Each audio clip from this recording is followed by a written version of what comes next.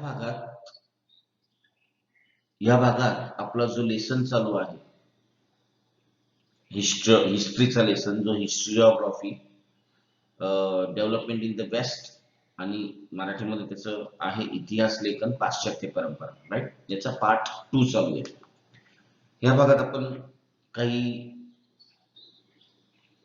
कशा गोष्टी, म्हणजे इतिहास लेखन जे आहे, इतिहास लेखनासाठी काय काय आवश्यक असतं, ते कसं कसं डेव्हलप होत गेलं इतिहास लेखन, तर याचा आपण विचार करणार आहोत या भागामध्ये.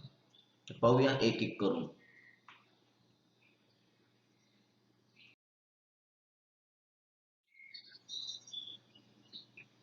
पहिला जो पार्ट आहे आपला, त्याच्यामध्ये आपण आता पहिल्या भागात शिकणार आहोत ट्रेडिशन ऑफ हिस्टोग्राफी.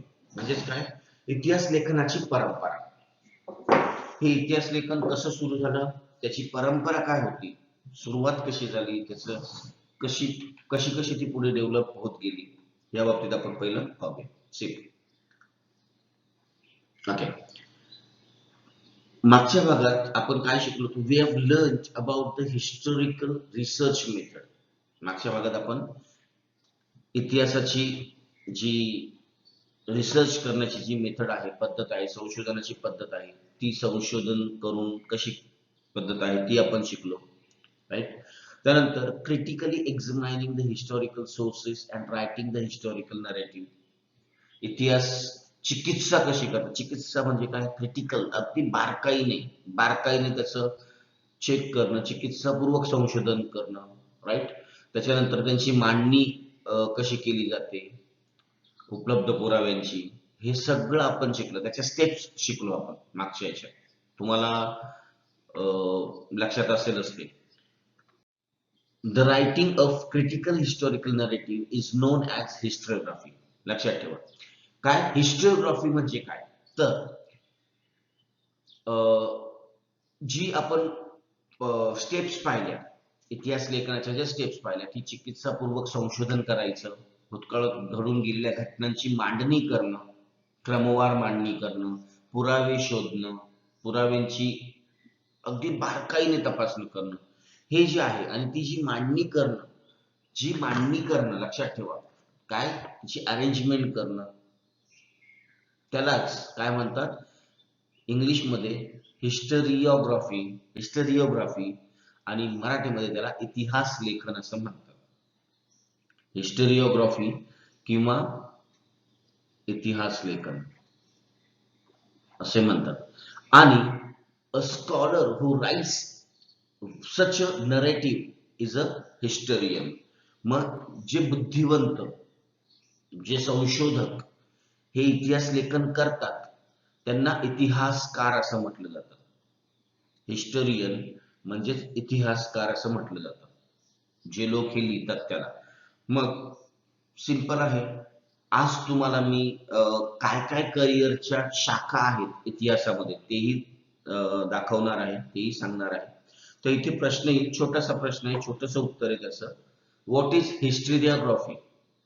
काय प्रश्न आहे, व्हॉट इज हिस्टरिओग्राफी? उत्तर इथेच आहे, असाइनमेंट मध्ये लर्न करून हे लिहायचे. इतिहास लेखन म्हणजे काय? फार मोठं उत्तर नाही याचं. म्हणजे काय,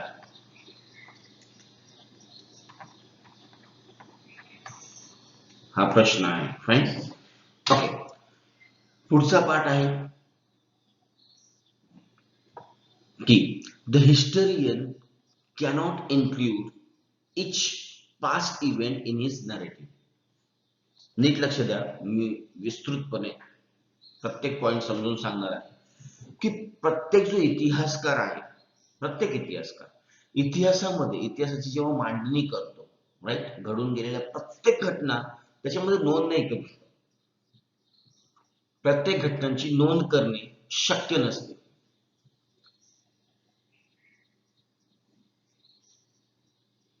right. The inclusion and interpretation of historical events by the historian often depends on the conceptual framework adopted by him. आता हा पॉइंट नीट समजून घ्या की आता ह्या इतिहासाची नोंद करणे, राईट, ह्या ज्या घटना आहेत त्यांची नोंद करणे, त्याचे तिचे समजून घेणे, त्याचं ज्ञान करून घेणे, बरोबर. हे जे आहे इतिहासाची मांडणी करताना, या सर्वांची मांडणी करताना इतिहासकार भूतकाळातल्या कोणत्या घटनांची निवड करतो हे त्याला वाचकांपर्यंत काय पोहोचवायचं आहे यावर अवलंबून असतं. म्हणजे आता समजा एखादा पॉइंट तुमच्या समोर मांडायचा आहे, तर त्या पॉइंट मधून त्या इतिहासकाराला, प्रत्येक लेखकाची पुस्तकं असतात, जसं इतिहासकार आहेत, इतिहासकार जेव्हा इतिहास लिहितात तेव्हा त्यांना वाचकांपर्यंत काय पोहोचवायचं आहे हे खूप महत्वाचं असतं. त्यानुसार ते त्याचे लेखन किंवा त्याची मांडणी करतात. फॉर एक्झाम्पल, जर एखादा लेखक असेल, जर एखाद्या लेखकाला काहीतरी मोटिवेशनल अशी गोष्ट जर वाचकांपर्यंत पोहोचवायची असेल, तर तो ते लेखन त्या पद्धतीने करेल, मोटिवेशनल पद्धतीने, आणि ज्याने ते वाचल्यानंतर वाचक जे रीडर्स आहेत त्यांना मोटिवेशन मिळेल, इन्स्पिरेशन मिळेल, बरोबर. परंतु जर त्यांना भावनिक म्हणजे इमोशनल असं काही लिहायचं असेल की ज्याच्यामुळे लोक इमोशनल झाले पाहिजे, समजा आई या विषयावरती त्याला लिहायचंय, तर त्याला त्याला लेखकाला लिहिताना जर असं पाहिजे असेल की आई या व्यक्तीबाबत प्रत्येकाच्या डोळ्यात पाणी आलं पाहिजे, तिच्याबद्दल प्रेम दाटून आलं पाहिजे, कळवळ आलं पाहिजे, मन पिळवटून निघालं पाहिजे आई हा शब्द ऐकला तरी, मग ते लिहिताना, लेखक लिहिताना त्याची मांडणी, शब्दांची रचना ही सर्व त्या पद्धतीने करतात आणि त्याचा इफेक्ट वाचकांवरती येतो. लक्षात ठेवा, वाचक महत्वाचे नसतात इथे, वाचक महत्वाचे असतात पण ते नंतर, सेकंडरी. फर्स्ट असतात लेखक, ऑथर. ते ऑथर ठरवतात की मला हा विषय आहे, ह्या विषयावरती लिहायचं आहे आणि मग ते कसं मांडायचं. जसं तुम्ही गाणी सुद्धा ऐकता, वेगवेगळी गाणी ऐकता, काही गाणी अशी असतात की आपण ती गाणी ऐकता ऐकता इमिडिएटली त्याच्यामध्ये जातो आणि अगदी मंत्रमुग्ध होऊन सगळं भान वगैरे विसरून आपण ती गाणी गुणगुणायला लागतो आणि ती गाणी जगायला लागतो, ती गाणी डोळे बंद करून ऐकायला लागतो. अशी बरीच गाणी आहेत, खास करून जुनी गाणी, खूप सुंदर अशी गाणी आहेत, मराठी आहेत, जुनी काही, नवीन पण मराठी काही गाणी आहेत, नवीन काही हिंदी गाणी आहेत, इंग्लिश काही गाणी आहेत, ज्याच्यामध्ये ते ऐकलं की मस्त, त्याचं म्युझिकही तसंच असतं, प्लस त्याची शब्द तसे असतात, राईट. सो हे जे आहे हे कलावरती अवलंबून असतं, ते लेखकावरती. अगदी सेम इतिहासकार जो असतो, या इतिहासकारावरती अवलंबून असतं की आपल्याला वाचकांपर्यंत काय पोहोचवायचंय आणि मग त्याची मांडणी कशी करायची, त्यानुसार मग ते ठरवून, मग त्याला कन्सेप्च्युअल फ्रेमवर्क म्हणतात. कन्सेप्च्युअल फ्रेमवर्क लक्षात ठेवा, म्हणजेच वैचारिक दृष्टिकोन असतो त्यांचा, तर त्यानुसार मग ते त्याची मांडणी करतात. पुढे, his style of writing is determined by that conceptual framework. मग त्यांनी ते लिखाण कसं करणार, कशा पद्धतीने त्याची मांडणी करणार, हे कशावरती अवलंबून असतं की त्यांनी कोणता वैचारिक दृष्टिकोन ठेवलेला आहे, त्यांचा दृष्टिकोन जो आहे त्या दृष्टिकोनामध्ये कोणत्या विचाराने भारावलेला दृष्टिकोन आहे, कोणत्या विचारांचा इन्फ्लुएन्स, प्रभाव त्या दृष्टिकोनावरती आहे, या सगळ्या गोष्टींवरती ह्या सगळ्या गोष्टी अवलंबून असतात.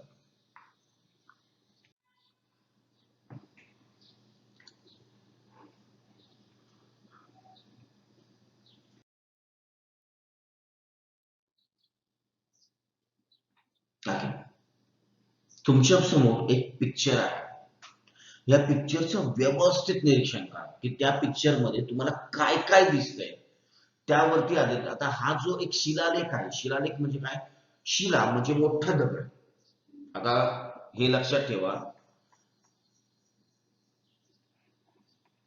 श ची दुसरी वेलांटी शिला आणि श ची पहिली वेलांटी शिला, बरोबर.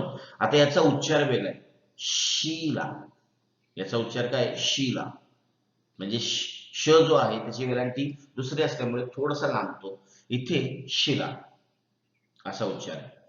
आता हा जो शब्द आहे, हा जो आहे शिला, शिला म्हणजे मोठा दगड, मोठा खडक, आणि शिला म्हणजे मुलीचं नाव, स्त्रीचं नाव आहे.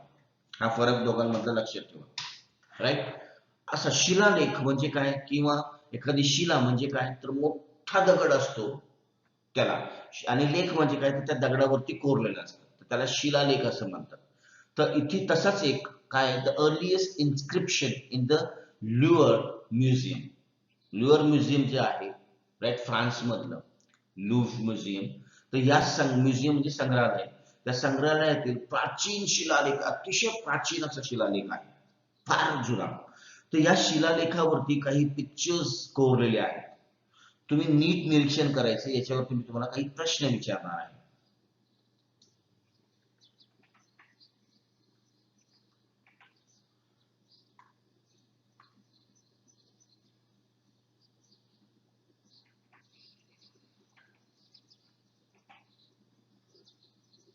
तुम्हाला क्लिअर दिसतही आहे, मोठ्या याच्यात दिसतंय तुम्हाला की काय आहे. पहा,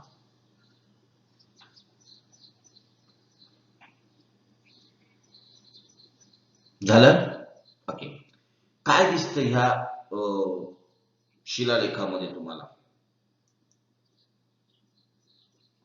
ऋतुजा? सर सैनिक ढाल आणि भाल घेऊन. ढाल आणि भाला सैनिक आहे. बर, समृद्धी?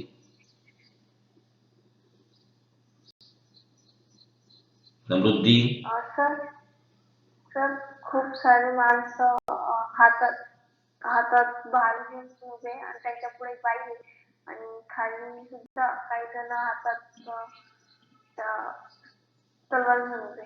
बर. श्वेता? सर सैनिक एका लाईनीत सगळं ढाल हे घेऊन उभे. बर. भाला. मेघना? सर मूर्त्या दिसतात, म्हणजे वरती सैनिक आहेत, त्यांच्या हातात भाला आहे आणि खाली त्याच्या बाजूला एक बाई आहे आणि खाली एक मूर्ती. बर. अनुराग? सर सैनिक आहे, नंतर ना त्यांच्या पुढे असं कुठे तोंड दिसते, पण ते शॉर्ट आहे, बाईचं पण असेल. बरं, पुढे? बर, ठीक आहे. जय?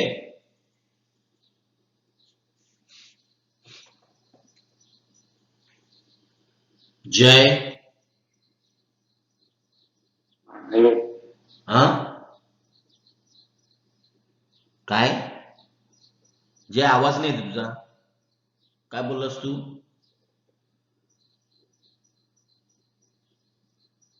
ओके. श्रेया? सर फर्स्ट त्याच्यामध्ये सैनिक दिसत आहे, ते रांगेमधून जात आहे आणि त्यांच्या हातात भाला आहे. आणि सेकंड त्याच्यामध्ये तो सैनिक आहे आणि त्याच्या बाजूला तलवारी ठेवलेली आहे. जय, मी तुला जेव्हा जेव्हा प्रश्न विचारतो तेव्हा तेव्हा तू लेफ्ट करतो, असं का करतो? आता सांग, उत्तर सांग.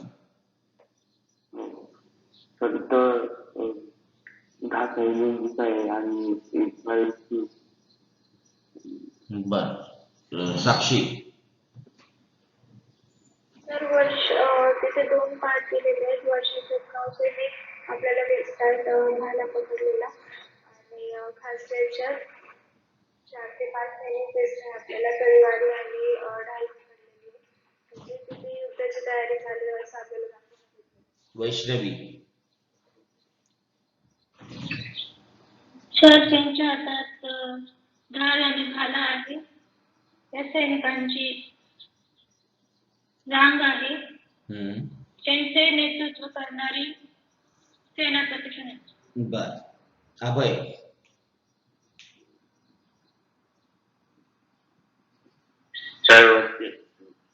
त्यांच्या हातात भारत आहे, खाली त्यांच्या हातात तलवारी, खाली त्यांच्या हातात. बर. सो तुम्ही निरीक्षण केलं ते बरोबर आहे. काय आहे, चला बघूया आपण पुढे, तुम्हाला सांगतो मी. सी, बघूया.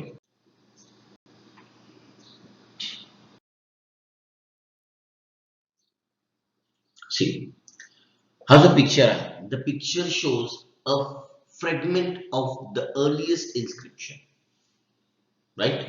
A forward marching file of soldiers holding shields and spears is seen here. एक म्हणजे फॉरवर्ड मार्चिंग म्हणजे काय की शिस्तबद्ध काय करतोय रांग आहे सैनिकांनी हातात ढाल आणि भाला घेतलेली जी सैनिक आहेत यांची शिस्तबद्ध रांग आहे आणि त्यांच्या पुढे कोण आहे the general is in the front पुढे जे आहे तो सेनानी आहे सेनानी म्हणजे थोडक्यात आपण सरदार वगैरे म्हणूया जो प्रमुख आहे त्या टोळीचा त्या तुकडीचा राईट तर पुढे the tradition of recording historical events can be traced back to Sumer civilization in Mesopotamia. आता हे आपण का पाहतो आहोत कारण आपण पाहतो आहोत की इतिहासाचं लेखन केलं जातं कसं आणि हे केव्हापासून आपण परंपरा पाहतोय ट्रेडिशन पाहतोय मग हे जे आहे हे केव्हापासून बघा ह्या लिखित स्वरूपात अशा ऐतिहासिक ज्या घटना आहेत या घटनांची लिखित नोंदणी करण्याची जी परंपरा आहे या परंपरेची सुरुवात केव्हापासून झालेली आहे तर मेसोपोटेमिया मधली सुमेर संस्कृतीमध्ये झाली लक्षात ठेवा मेसोपोटेमिया आपण शिकलेलो आहोत मागच्या स्टँडर्ड्स मध्ये मोहनजोदारो राईट मेसोपोटेमिया वगैरे जे आहेत त्या संदर्भात त्यावेळी आपण जे वेगवेगळ्या सिटीज ज्या सापडल्या होत्या उत्खननात त्या आपण पाहिलेल्या आहेत त्यांच्याबद्दल शिकलो आहोत तर त्या ज्या मेसोपोटेमिया आहे त्या संस्कृतीपासून याची सुरुवात झालेली आहे इतिहासाची महत्वाच्या घटनांची नोंद करणे पण त्यावेळी बघा लिखाणात काही गोष्टी केल्या गेल्या तर काही गोष्टी चित्रांच्या स्वरूपात केल्या गेल्या कारण काय तर आपण नंतर बघूया मी तुम्हाला सांगतोच पहा names of Sumerian kings and the stories of battles fought by them have been preserved in various inscriptions म्हणजे त्या काळचे जे राजे होते सुमेरियन राजे राईट सुमेरियन साम्राज्याचे जे राजे होते राईट ते होऊन गेलेले राजे त्यांच्यामध्ये जे वेगवेगळ्या राज्यांमध्ये जे झालेले संघर्ष आहेत राईट त्या या सगळ्यांची उदाहरणं जी आहेत यांची जी वर्णनं आहेत यांचं एक्सप्लेनेशन जे आहे हे सर्व त्या काळच्या शिलालेखांमध्ये जतन केली आहे शिलालेख म्हणजे काय की मोठमोठ्या दगडांवरती कोरलेली आहे काही अक्षरांच्या स्वरूपात तर काही चित्रांच्या स्वरूपात write the earliest inscription shown above dates back to 4500 BCE. It records a battle fought between two kingdoms. It is now displayed at the Louvre Museum in France.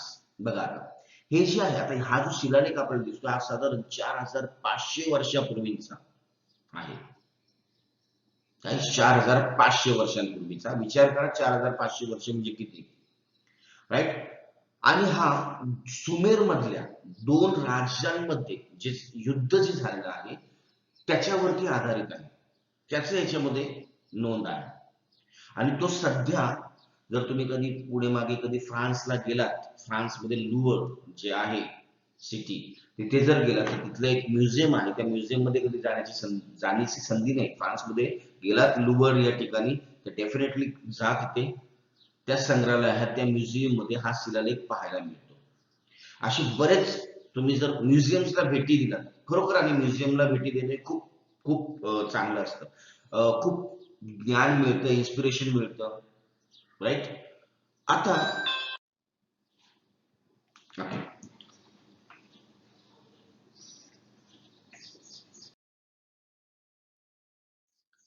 आपण जी परंपरा पाहतो आहोत परंपरा राईट ह्या परंपरांमधलं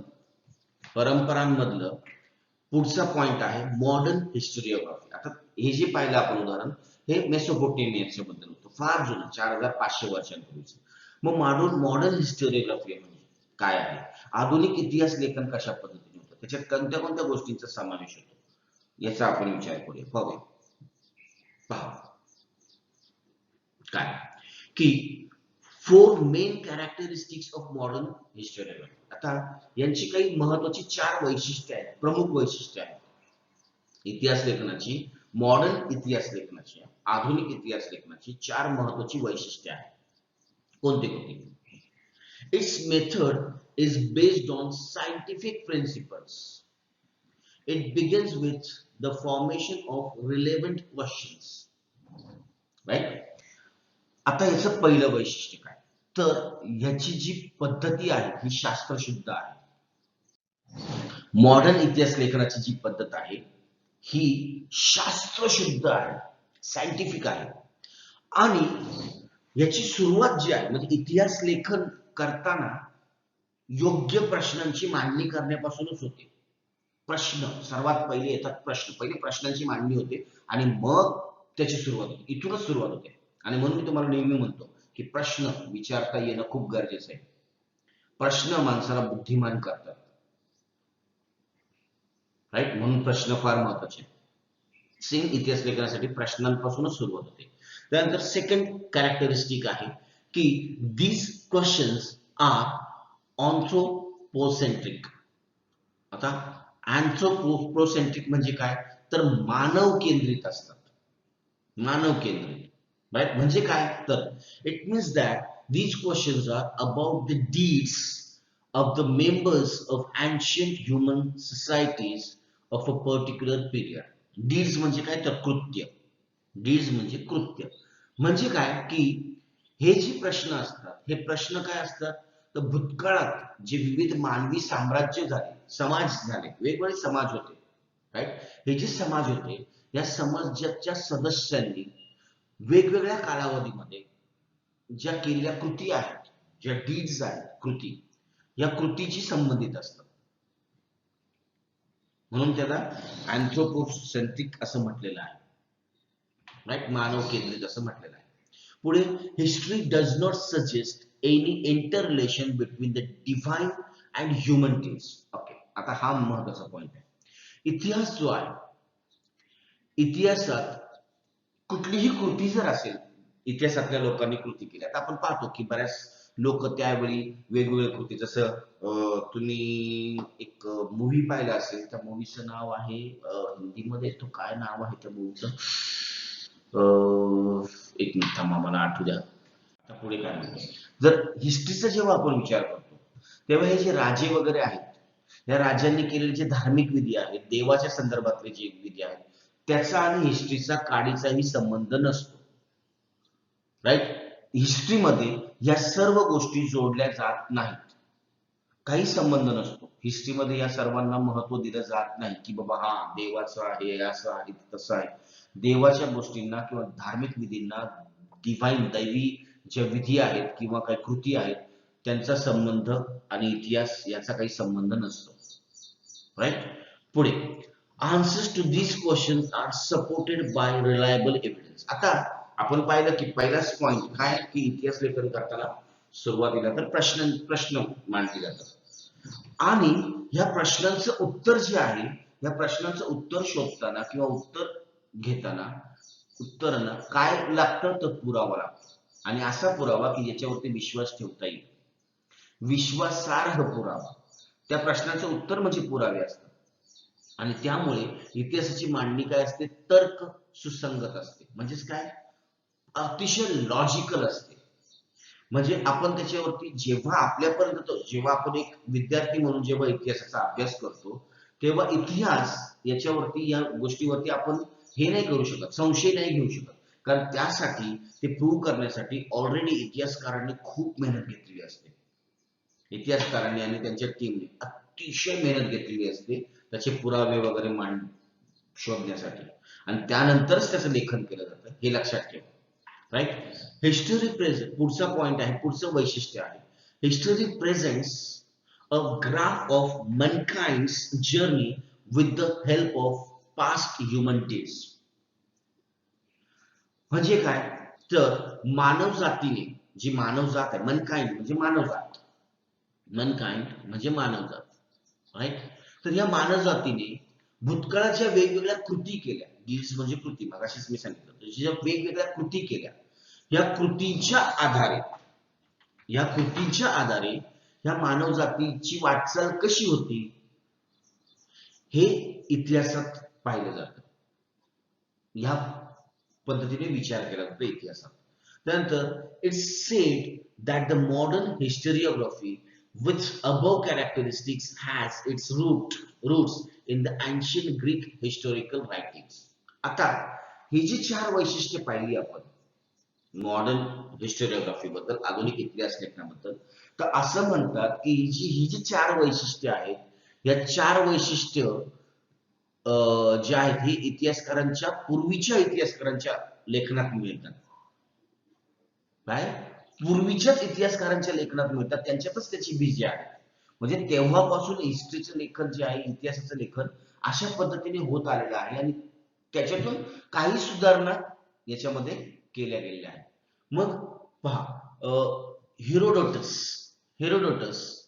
the Greek historian of the 5th century BCE, right. हे Herodotus हे नाव आहे. कोणाचं नाव आहे तर हिस्टोरियनचं म्हणजे इतिहासकाराचं. साधारण 500 BCE इसवी सन पूर्व 500 वर्षांपूर्वीचे आहेत. यांनी हिस्ट्री या शब्दाचा पहिल्यांदा उपयोग केला.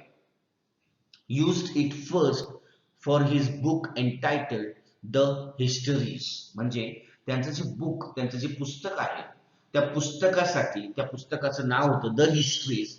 या पुस्तकात त्यांनी प्रथम हिस्ट्री या शब्दाचा वापर केला. तर एक्सप्लेन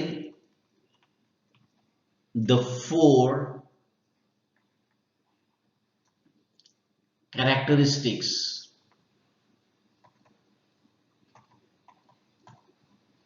of modern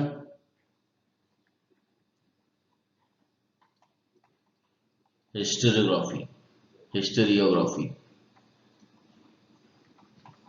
हा प्रश्न आहे. किंवा what are the characteristics of modern historiography, असाही प्रश्न विचारला जाऊ शकतो. मराठीमध्ये हा प्रश्न होईल काय की आधुनिक इतिहास लेखनाचे, हे प्रश्न नीट लक्षात ठेवा, आधुनिक इतिहास लेखनाचे लिहून घ्या, लेखनाची वैशिष्ट्ये. सो आधुनिक इतिहास लेखनाची वैशिष्ट्ये स्पष्ट करा किंवा वैशिष्ट्ये कोणती, यावर टिप वगैरे असा प्रश्न येऊ शकतो तुम्हाला.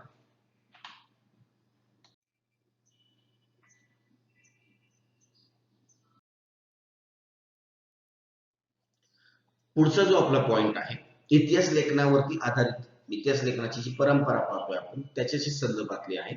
तर तिसरा पॉइंट आहे आपला development of scientific perspective in Europe and historiography. म्हणजे काय, युरोप मधला जो वैज्ञानिक दृष्टिकोन होता, युरोपीय जे भाग आहे त्याच्यामध्ये वैज्ञानिक लोकांचे किंवा तिथल्या जे विचारवंत होते यांचा दृष्टिकोन नेहमी वैज्ञानिक राहिलेला. तर हा वैज्ञानिक दृष्टिकोन जो आहे तो त्याचा विकास कसा झाला आणि त्याचा इतिहास लेखनाशी काय संबंध आहे, हा आपला पुढचा पॉइंट आहे. लक्षात ठेवा, पुन्हा मी सांगतो, हे जे वाचन जेव्हा आपण करतो, हे जेव्हा रीडिंग करतो, कुठल्याही गोष्टी जेव्हा आपण रीड करतो, तुम्ही काय करता, फक्त शब्द वाचता आणि सोडून देता, त्याला समजून घ्यायचा प्रयत्न करा. जसं आता हा पॉइंट आहे, या पॉइंट काय लिहिलं तर फक्त असे काय, युरोपमधील वैज्ञानिक दृष्टिकोनाचा विकास आणि इतिहास लेखन. इंग्लिशमध्ये काय, development of scientific perspective in Europe and historiography. आता हा वर्ड समजून घेतला, तुम्ही त्याचं ट्रान्सलेशन, तुम्हाला काय वाटतं की याचं म्हणजे इंग्लिशमध्ये मी सांगतोय, इंग्लिशमध्ये त्याचं ट्रान्सलेशन केलं की तुम्हाला वाटतं हा अर्थ आहे. लक्षात ठेवा, मराठी ट्रान्सलेशन करणं म्हणजे अर्थ नाही, अर्थ वेगळा असतो. अर्थ म्हणजे काय की त्याच्यातून काय फिलिंग्स, काय एक्सप्रेशन व्यक्त होतात, ते एक्सप्रेशन्स म्हणजे अर्थ.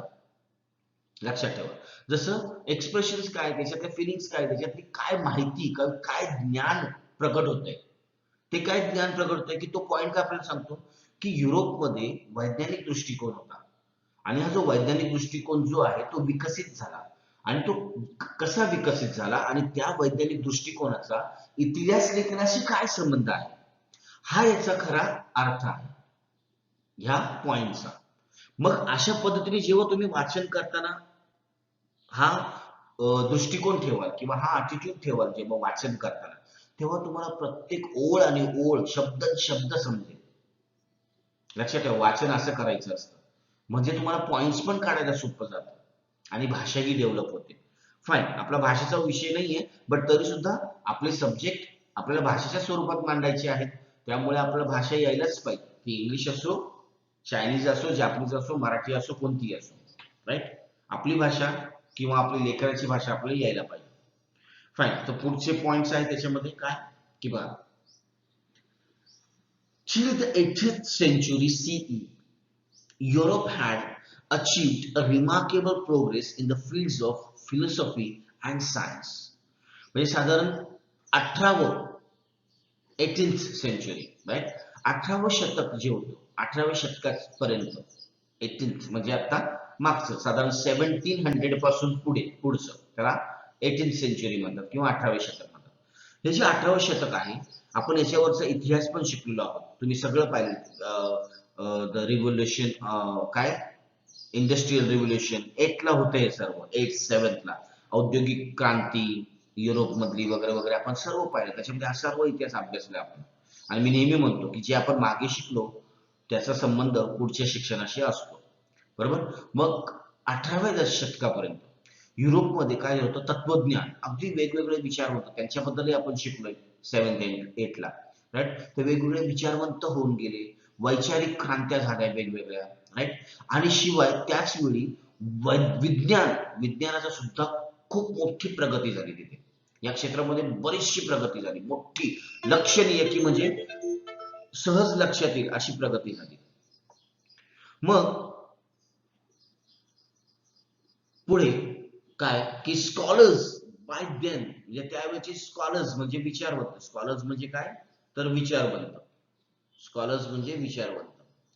तर त्यावेळेचे जे विचारवंत होते had come to believe in the possibility of studying the social and historical truths by applying scientific methods.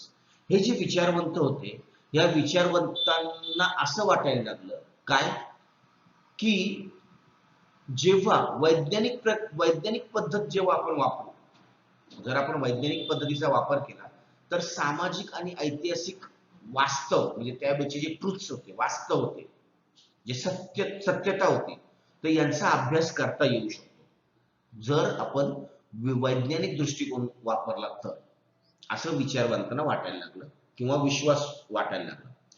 Now the philosophical discussions focused more and more on the objectivity in history and historiography.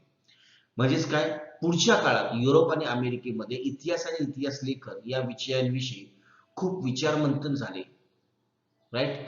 इतिहास लेखनामध्ये वस्तुनिष्ठतेला महत्व येत गेले.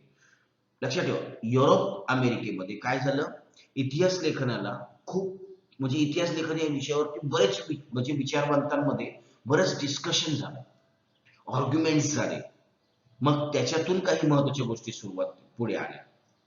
आणि याच्यातून काय पुढे आलं, काय कशाला महत्व दिलं गेलं, तर वस्तुनिष्ठतेला, म्हणजेच ऑब्जेक्टिव्हिटी म्हणजेच वस्तुनिष्ठता.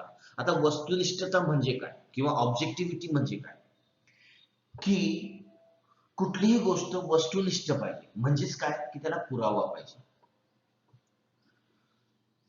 तो पुरावा कसल्याही संदर्भात असेल, पण त्याला पुरावा हवा, जी सिद्ध करता येईल अशी असायला पाहिजे. आणि हे त्या विचारमंथनातून, त्या डिस्कशन्स मधून, आर्ग्युमेंट्स मधून पुढे आलं, याला महत्व प्राप्त झालं, राईट. पुढे, prior to the 18th century, all European universities were interested only in the philosophical discourses revolving around divine phenomena. 18व्या शतकाच्या पूर्वीचा जर इतिहास आपण, तोही इतिहास शिकलोय आपण, तो इतिहास म्हणजे त्यामध्ये धर्मगुरू वगैरे वगैरे, जे धर्मगुरू, धार्मिकतेला खूप महत्व होतं. त्याच्यामध्ये काय होतं, फिलॉसॉफी म्हणजे काय, तत्वज्ञान आणि धार्मिकता याला महत्व होतं. ईश्वराबद्दलची सगळं काही, काय जी विद्यापीठ होती त्यावेळेची, जी युनिव्हर्सिटीज होती, युनिव्हर्सिटी म्हणजेच विद्यापीठ, त्या विद्यापीठांमध्ये सगळीकडे फक्त ईश्वराबद्दल, भगवान, देव, ईश्वर, बस याच्याबद्दलच सगळं असायचं. आणि त्याच बाबतीतलं, ईश्वराच्याच बाबतीतलं तत्वज्ञान सांगितलं जायचं. त्यालाच महत्व होतं. बाकी काही. तुम्ही जर जुने मूवीज पाहाल तर त्याच्यामध्ये आहे, जुनी हिस्ट्री जर तुम्ही वाचायचा प्रयत्न कराल तर त्यामध्ये आहे, जसं पोप आपण पाहिलेले पोप जे आहेत, किंवा धर्मगुरू हा शब्द तुम्हाला गेलेला आहे. पोप म्हणजेच धर्मगुरू. तर त्यांच्याबद्दल आपण पाहिलंय, वाचलं. यांना खूप महत्व होतं, भयानक महत्व होतं. त्यांना विचारल्याशिवाय राज्यकारभार चालत नसायचा 18व्या शतकाच्या आधी. पण त्यानंतर मात्र हे सर्व बदलत गेलं. जे विचारवंत होते त्याच्यावरती आपण पाहिलेलं आहे की विचारवंत होते, त्यांनी ह्याच्यात बदल घडून आणले. लोकांची विचारसरणी बदलली, राईट, त्यांच्या लेखनाद्वारे. याच कारण आहे, आपण असं ऐकलेलं आहे की बघा, येशू ख्रिस्तांबद्दल सर्वांनाच माहिती आहे, भगवान येशू ख्रिस्त म्हणतात त्यांच्याबद्दल. तर येशू ख्रिस्त जे आहेत, या येशू ख्रिस्तांना खिळ्याला, म्हणजे एका क्रॉसवरती, क्रॉस म्हणजे जे अधिकचं साईन आहे त्याच्यावरती, त्या क्रॉसवरती खिळ्याने ठोकून, त्यांना जिवंतपणे खिळ्याने ठोकलं होतं. का? ते हे धर्मगुरू. कारण त्यांचे जे विचार होते ते पटले नाहीत लोकांना म्हणण्यापेक्षा.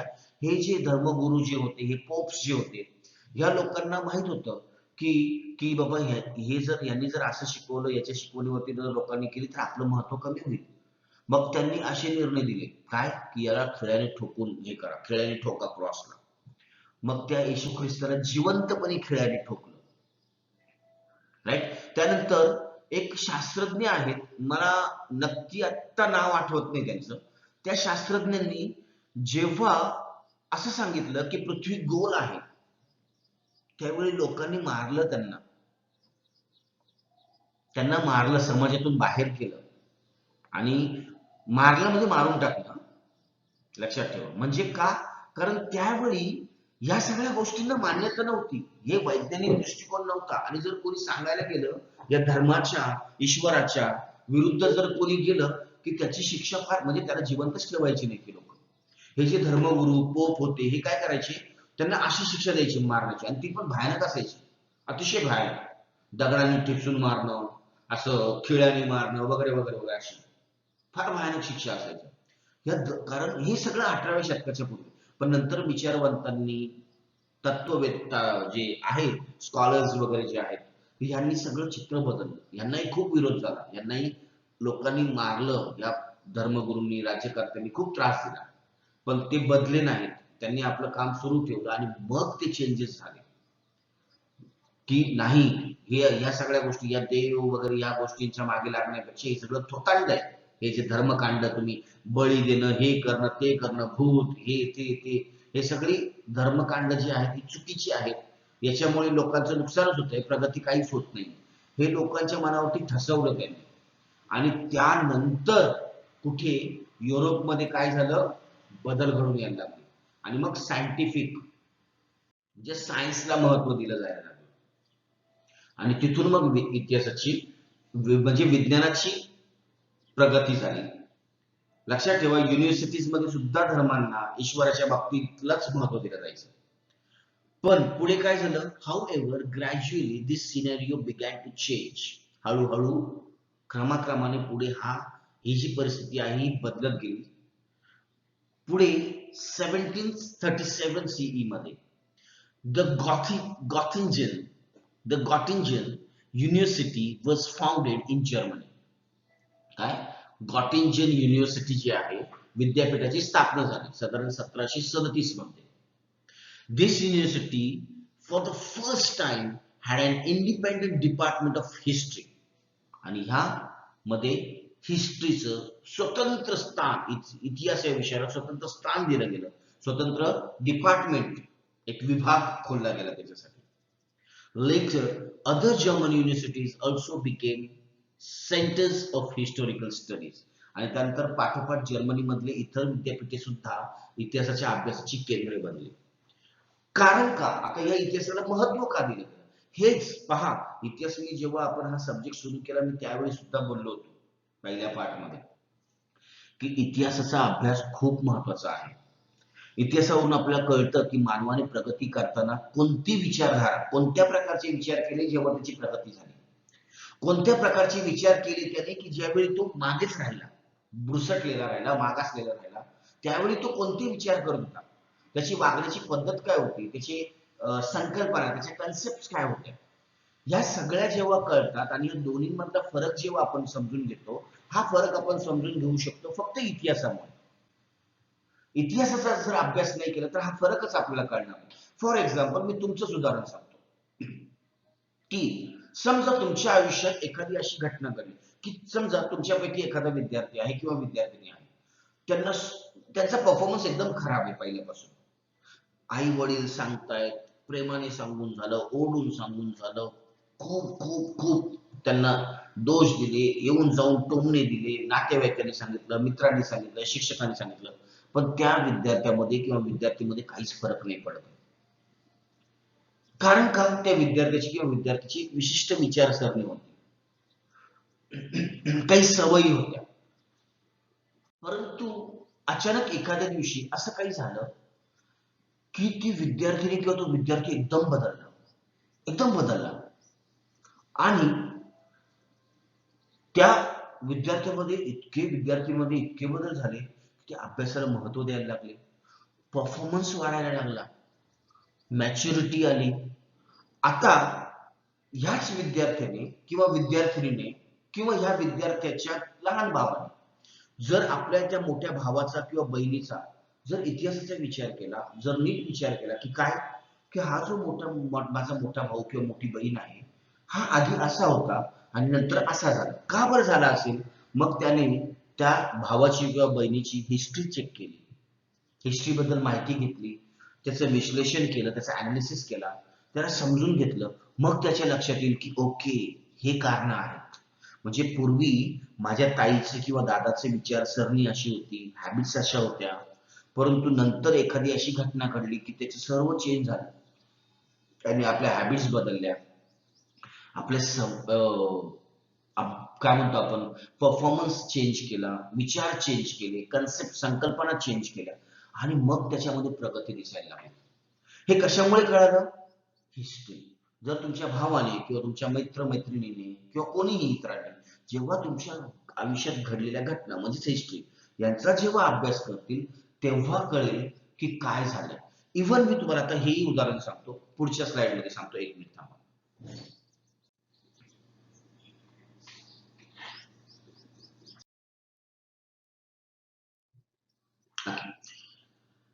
हिस्ट्री खूप महत्वाची असते. कशी? तेही नीट लक्षात घ्या. बा, जेव्हा आपण डॉक्टरकडे जातो, समजा तुम्ही मुंबईला राहत होते किंवा तुम्ही समजा कोलकात्याला राहत होते, स्पेलिंग चेंज केलंय आता, पहिलं असं होतं कलकत्ता, आता कोलकाता हे स्पेलिंग केलंय, राईट? ओके, समजा तुम्ही कोलकात्याला राहत होते, राईट? आणि ह्या वर्षी 2000, समजा तुम्ही 2021च्या पूर्वी कोलकात्याला राहते, 2021 जून 30 तुम्ही नाशिकमध्ये शिफ्ट झालात, राईट? ओके, आता तुमच्यापैकी म्हणजे एखाद्या व्यक्ती आहे, एक्स नावाची व्यक्ती आहे. आता ह्या एक्स नावाच्या व्यक्तीला असं समजूया आपण, समजा डायबिटीस आहे, डायबिटीस आहे. आता डायबिटीस आहे म्हटल्यावरती डायबिटीस वरती ट्रीटमेंट डेफिनेटली त्यांची कोलकात्यात चालू होती. आता ते शिफ्ट झाले नाशिकमध्ये, कायमस्वरूपी नाशिकमध्ये म्हणा किंवा मुंबईमध्ये किंवा पुण्यामध्ये किंवा इतर कुठल्याही ठिकाणी शिफ्ट झाले समजा. आता ज्यावेळी डायबिटीस संदर्भात त्यांना काही त्रास होईल तर ते ट्रीटमेंट घेण्यासाठी प्रत्येक वेळी कोलकात्याला जातील का? प्रत्येक वेळी तिथे जाऊ शकत नाही. म्हणते काय करणार, जिथे शिफ्ट झाले, ज्या शहरात ज्या ठिकाणी ते शिफ्ट झाले त्या ठिकाणचे कुठल्या तरी डॉक्टरची ट्रीटमेंट घेणार, कोणाला तरी विचारणार की इथले डॉक्टर कोणते आहेत चांगले, त्यांची डॉक्टरची माहिती घेणार, त्या डॉक्टरकडे जाणार, त्यांची ट्रीटमेंट घेणार. मग आता डॉक्टर त्यांना विचारणार काही प्रश्न. अगेन बघा, प्रश्न आले, डॉक्टर लगेच ट्रीटमेंट नाही सुरू करणार, त्यांना काही प्रश्न विचारणार की ठीक आहे, डायबिटीसचा त्रास तुम्हाला किती वर्षापासून आहे साधारण, मग तुम्ही कोणाकडे ट्रीटमेंट घेत होते? ओके, मग ते म्हणतील की कोलकात्याला आम्ही या डॉक्टरकडे ट्रीटमेंट घ्यायचो. मग डॉक्टर विचारतील, ओके मला त्या डॉक्टरची फाईल दाखवा. त्या डॉक्टरची फाईल असेलच, त्या डॉक्टरची फाईल दाखवा. का? कारण मला तुमची हिस्ट्री चेक करायची. काय चेक करायचंय? हिस्ट्री. पहा, डॉक्टरला सुद्धा हिस्ट्रीचा अभ्यास करावा लागतो किंवा हिस्ट्रीकडे लक्ष द्यावं लागतं. आता इथे हिस्ट्री म्हणजे काय की त्या डॉक्टरकडे तुम्ही जेव्हा गेलात तर तुमची डॉक्टरने ट्रीटमेंट सुरू केली तर कुठून सुरुवात केली आणि त्यानंतर काय काय तुमच्यावरती ट्रीटमेंट झाली आहे, कशी ट्रीटमेंट झाली आहे, काय काय तुम्हाला औषधं दिली आहेत, कोणत्या प्रकारची औषधं दिली आहेत, ही सर्व ट्रीटमेंट म्हणजे ती हिस्ट्री. मग ह्या हिस्ट्रीचा, ह्या फाईलचा अभ्यास केल्यानंतर डॉक्टर ठरवतात की ओके इथून पुढे ह्या पेशंटला काय ट्रीटमेंट द्यायची. सो आता पाहूया आपण हिस्ट्रीचे करिअर्स कोणत्या क्षेत्रात आहे. बरं, सर्वात पहिले तर आपण बघू, नीट समजून घ्या. बघा, ब्रांचेस ऑफ हिस्ट्री म्हणजे हिस्ट्री कोणत्या कोणत्या भागात असते. Political history, social history, economic history, diplomatic history, art history, food history, history of science and medicine, cultural history, women's history, intellectual history, environmental history, list of top courses in history, best universities of studying history. आता हे part नाही आहेत, हे फक्त कोणते कोणते courses आहेत, universities कोणत्या कोणत्या आहेत हिस्ट्री शिकण्यासाठी ते आहे. करिअर ऑप्शन्स हिस्ट्री मध्ये काय हे आहेत करिअर ऑप्शन्स. बघा, हे हिस्ट्रीचे एवढ्या ब्रांचेस, एवढ्या शाखा आहेत, एवढ्या भागांमध्ये हिस्ट्रीचा अभ्यास केला जाऊ शकतो. आता फक्त हिस्ट्री याच्याबद्दल बोलायचं असेल तर त्याच्यामध्ये काय करिअर आहेत बघा. हे माणूस हिस्टरियन होऊ शकतो, इंडिपेंडेंट रिसर्चर्स म्हणजे स्वतः इंडिपेंडंट स्वतंत्र रिसर्च करायचा आणि ते रिसर्चचे पैसे मिळतात. लक्षात ठेवा, मोठमोठ्या कंपन्यांसाठी रिसर्च होतात. मोठमोठ्या कंपन्या तुम्हाला फ्रीलान्सर्स म्हणतात त्याला. तुम्ही स्वतः रिसर्च करायचा. कंपन्यांना जर मोठमोठ्या, समजा आता तुम्ही, आपण असं समजूया की बिर्ला आहे, टाटा आहे, अंबानी आहे, यांच्याकडे जर गेलात आणि एक महत्वाचा तुम्ही हिस्ट्रीमध्ये तुम्हाला काहीतरी शोध लागला, तुम्ही त्यांच्याकडे गेलात, त्यांना सांगितलं बघा हे असं असं आहे मला बघा, आणि त्यांना जर वाटलं की अरे हा याच्यातून मी खूप कमवू शकतो, मग ते तुम्हाला विचारते, तुम्हाला करोडो रुपये द्यायला तयार होते. त्याला म्हणतात इंडिपेंडंट रिसर्चर्स, राईट. त्यानंतर प्रोफेसर होऊ शकतात कॉलेजमध्ये, युनिव्हर्सिटीजमध्ये किंवा स्कूलमध्ये टीचर्स बनता येतात. आर्किओलॉजिस्ट म्हणजे जी उत्खनन वगैरे करतात त्याला आर्किओलॉजिस्ट म्हणतात. म्युझिओलॉजिस्ट म्हणजे म्युझियमच्या संदर्भात त्यांची माहिती असणारे. तुम्हाला मी मागे बोललो नसेल पण एक हिस्ट्री चॅनल जो आहे, हा हिस्ट्री चॅनल जो आहे हा पहा, तुम्ही पाहत असाल काही लोक तुमच्यापैकी हिस्ट्री चॅनल, तर त्याच्यावरती PAWN पॉन स्टार्स म्हणून एक अतिशय सुंदर प्रोग्राम येतो. पॉन स्टार्स अतिशय सुंदर. इथे काय असतं या प्रोग्राम मध्ये की वेगवेगळे लोक, जुन्या गोष्टी असतात, मग ते सायन्स असतील, फेमस व्यक्तींच्या वस्तू असतील, काही असतील, जुन्या वस्तू त्या विकायला येतात किंवा विकायलाच येतात. खास करून तो प्रोग्राम खास करून आहे विकत येणाऱ्यांवर. मग तिथे म्युझिओलॉजिस्ट येतात. काय म्युझिओलॉजिस्ट काय करतात की त्यांना माहिती असते, त्यांनी जुन्या पुराण्या की ते येतात, एक्सपर्ट म्हणून येतात की बाबा, कारण त्या दुकानदाराला जर नाही कळलं की ही खरी आहे का, कारण कोणी नकली गोष्ट पण विकू शकतो. मग ते म्युझिओलॉजिस्टला बोलवतात, त्यांना विचारतात, दाखवतात बघा ही अशी अशी वस्तू आहे. मग ते सांगतात की हा ही खरी वस्तू आहे, ही ओरिजिनल आहे, शिवाय याला काही याच्याबरोबर काही केलं गेलेलं नाहीये, म्हणजे त्याची तोडफोड नाही झालेली किंवा रिपेअरिंग नाही झालेलं, जशी आहे तशी आहे. पण जशी आहे तशी असेल तर त्याची किंमत जास्त वाढते. मग ही किती काळ पुराणी आहे, काय त्याचं वैशिष्ट्य आहे, काय महत्व आहे, सगळं ते सांगतात ते म्युझिओलॉजिस्ट. म्हणजे त्यांना हिस्ट्री, त्या वस्तूंबद्दल सगळा अभ्यास असतो, त्यांना म्युझिओलॉजिस्ट म्हणतात. नंतर आर्ट हिस्टरियन होऊ शकतात, कलेचं वेगवेगळ्या कलांचा अभ्यास करणं. तर म्युझियम क्युरेटर बनू शकतात, म्हणजे म्युझियमच्या वस्तूंची, म्हणजे म्युझियमची देखभाल करणे.